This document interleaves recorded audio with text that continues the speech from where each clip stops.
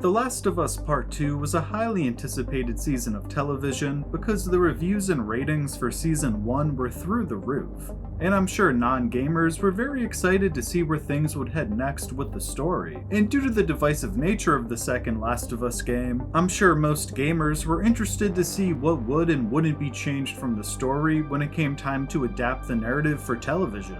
Now, I know I'm a little late to the party here, but I finally got around to watching the second season of The Last of Us, and I certainly have some thoughts on it all.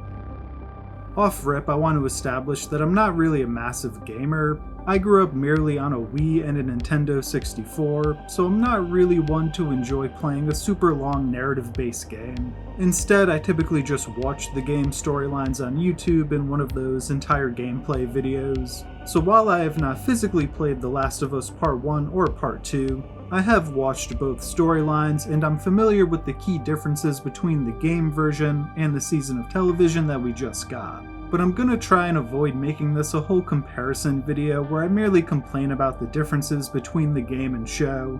However, mentioning some of the differences would just be flat out unavoidable. Getting into my thoughts on the actual season, I think Pedro Pascal still killed it as Joel, no pun intended. Episode 2 was a great episode of television, as was Episode 6, largely due to the gravitas and on-screen presence that Pedro brings to his scenes. My only negative about Joel's death was the bit of added dialogue where it sounds like Abby is thirsting over Joel. Like, I really didn't need to hear her compliment him on being so good looking before she killed him. But outside of that, I think the show's version of Joel's death was arguably more emotional, and Bella did a good job selling her despair in that scene.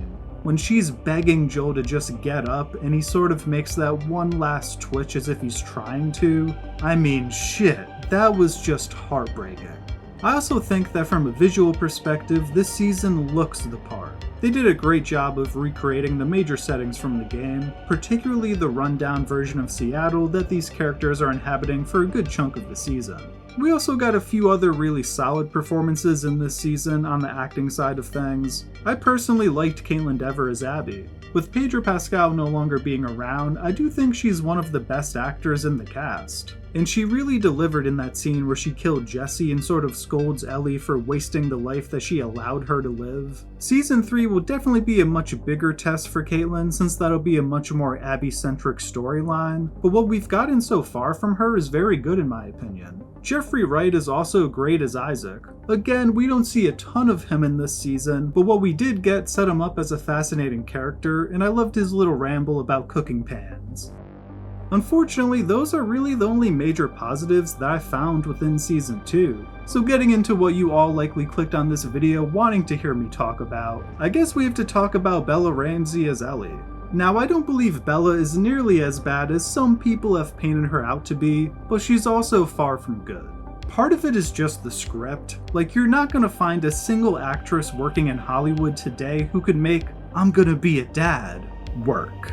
Because A, it's just illogical, she isn't going to be a dad, and B, in the context of their situation, it just makes a lot more sense for her to be upset in that moment. Similar to how she was in the game when Dina revealed she was pregnant. I think Bella has her moments throughout the season. She particularly was great during Joel's death scene, but overall, she's still the same immature Ellie that we saw in Part 1. And I personally don't think it's all on her. The writing team utterly failed her by not putting her in many positions to succeed. I think acting like the character of Ellie is far more important than looking like the character of Ellie, and the writers simply lost sight of who Ellie is throughout The Last of Us Part 2. But solely in terms of her acting performance, I thought Bella gave us a pretty mixed bag. Some good moments, and some really bad moments. Now, the story of the game version of The Last of Us Part 2 thematically is all about letting go, and realizing that seeking blind revenge will only continue a cycle of hatred that isn't good for anyone. Ellie becomes the monster that Joel trained her to be, Joel Jr. essentially, as she descends into madness. She is a machine who kills hundreds of people through her path of vengeance with little remorse, all because she wants the satisfaction of taking Abby's life with her own hands. However, when it comes to season 2 of The Last of Us, I could not tell you what the thematic arc was supposed to be. And this is primarily because Ellie is such an inconsistent character throughout the season. One moment, like at the end of episode 5, she's solely focused on seeking revenge for Joel. But then all of a sudden, during episode 7, she wants to interfere in the Seraphite and WLF war. Like, does she have empathy for others, or not? Does she care about anything outside of her revenge, or not?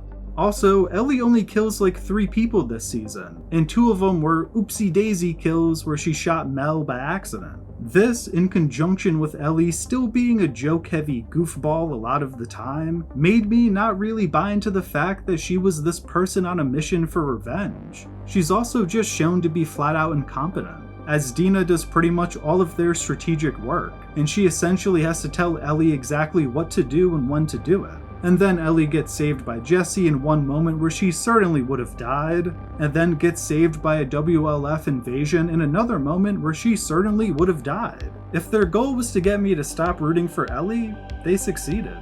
The scene in episode 7 between Jesse and Ellie where he tells her about this girl that stopped by Jackson for a few weeks and wanted him to go with her is one of my favorite scenes in the entire season because it really fleshed out this version of Jesse. But at the same time, it kind of reveals a fundamental issue with Ellie's character. She immediately lashes out against Jesse and mockingly calls him Saint Jesse.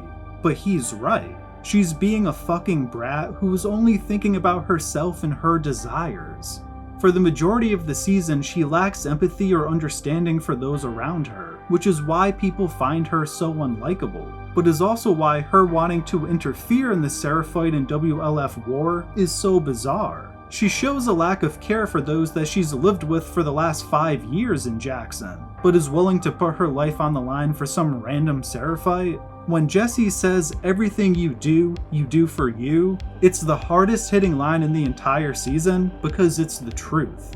Ellie can lash out at Jesse as much as she wants to and try to come up with emotional justifications for her selfishness, but it doesn't change the fact that she is indeed a selfish character and has become deeply unlikable.